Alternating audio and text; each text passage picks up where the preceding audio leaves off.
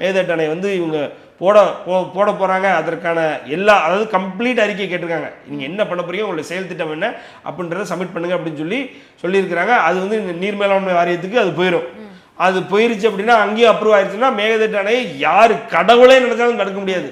ஏறக்குறைய ட்ரை ஸ்டேட்டாக 2005-4 எப்படி வந்து இந்த சென்னையில் தண்ணியே இல்லாமல் வெறும் வந்து தண்ணி லாரிகளாக எல்லா இடத்துலையும் பயணம் பண்ணிச்சோ, அதே மாதிரி இந்த மேகதாட்டு அணை வரும் பட்சத்தில் ஏறக்குறைய இனிமேல் வந்து தண்ணி லாரியை மட்டுமே வைத்து வாழக்கூடிய ஒரு நிர்பந்தம் 7 மாவட்டங்கள், குறிப்பாக தஞ்சை, நாகப்பட்டினம் இது போன்ற 7 மாவட்டங்களில் அந்த தண்ணி இல்லாமல் ஒரு சொட்டு தண்ணி கூட இல்லாத ஒரு என்ன சொல்ற ஒரு நிலை உருவாகிறதுக்கான எல்லா வாய்ப்பும் இருக்குது. இதற்கும் அடிபடுவது திமுக தான் இருக்குது. திமுக இப்படி ஒரு விஷயத்தை செஞ்சுட்டு இன்றைக்கி வந்து சத்தமே இல்லாமல் உட்காந்துருக்கு. சரி, இது நடந்ததுக்கப்புறம் ஒரு கண்ணமோ ஒரு போர்க்குறளோ எழுந்துச்சா திமுகலேருந்து ஒரு திமுக உதயநிதி ஸ்டாலின் அவர்களை இதை எடுத்து பேசுகிறாங்கன்னா இன்னும் பேசுகிறேன். அதுதான் வாய்மூடி மோடியாக இன்னும் இருக்கிறார்கள்ன்றதான் அதில் வந்து ரொம்ப ரொம்ப ஒரு பரிதாபமான விஷயமா இருக்குது. ஸோ அதனால் இந்த ஆட்சியை இந்த ஆட்சியாளர்களை எவ்வளவு சீக்கிரமாக அப்புறப்படுத்தணுமோ அவ்வளோ சீக்கிரமாக அப்புறப்படுத்தி மக்கள் நலன் சார்ந்து பேசக்கூடிய செயல்படக்கூடிய, நான் சொன்னாலே தமிழ் பூமிக்காக ஒரு பிரச்சனை வந்தது.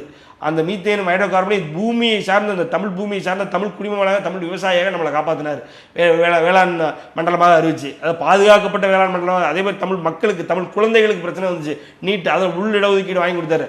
அதே மாதிரி தமிழ் மக்களுக்கு பிரச்சனை எப்பயுமே என்றைக்குமே போராடி இருக்காரு, வச்சிருக்காரு. தமிழ் மக்கள் காப்பர் வேண்டாம், காப்பர் ஆலை இங்கே வேண்டாம்னு நினைக்கும் போது தூத்துக்குடியில் அந்த காப்பர் ஆலையை தடுத்து நிறுத்தி தமிழ்நாட்டில் எங்கேயுமே காப்பர் உற்பத்தி கிடையாதுன்னு வாங்கி கொடுத்தாரு நம்மகிட்ட. அப்படி மக்களுக்காக மண் சார்ந்து உயிர்மை நேயம் கொண்டவர் எடப்பாடியார். அவரை உள்ளே கொண்டு வந்துருங்க அப்படின்னு மக்களுக்கு வேண்டி விரும்பி கேட்டுக்கிறேன். ஆமாம்.